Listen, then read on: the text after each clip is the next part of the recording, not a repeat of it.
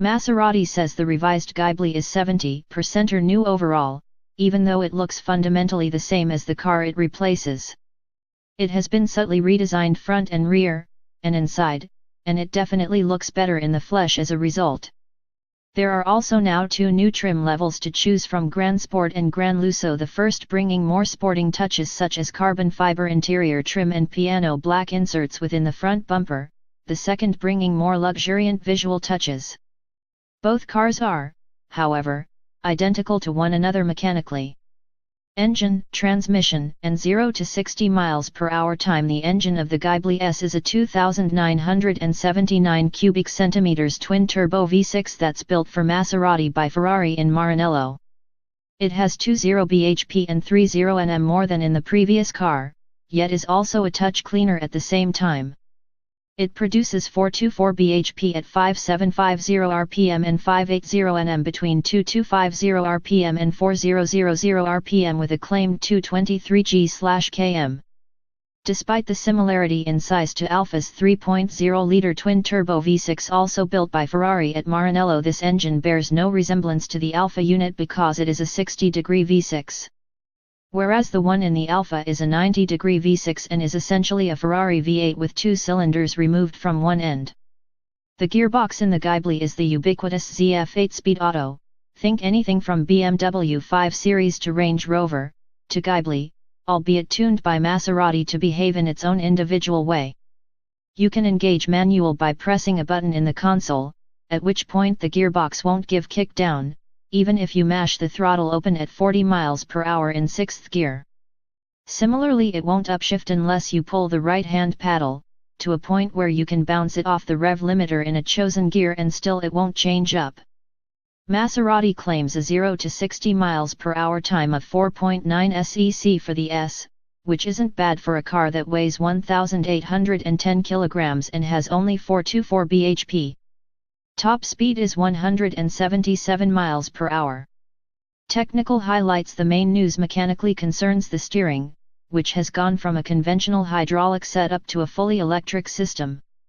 Maserati claims, however, that the car steers better than ever in terms of the feel and precision it delivers on the road, while also pointing out that it benefits from more obvious gains in economy and efficiency at the same time.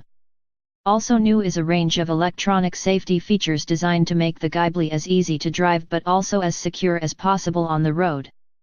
These include adaptive cruise control, clever new intelligent LED headlights by Magneti Marelli, lane keep assist, steering assist, and brake force assist, hence the reason the car has just received a full 5-star rating from NCAP. The range consists of 2 different diesel models, one with 247 bhp, another with 271 bhp, a base 3.0-liter V6 twin-turbo petrol with 345 bhp and a more potent 424 bhp twin-turbo V6 called simply the Ghibli S. That's the version we tried in Monaco. What's it like to drive? A lot better than it once was, that's for sure, although there are still areas in which the Ghibli struggles to compete dynamically with the very best cars in this class.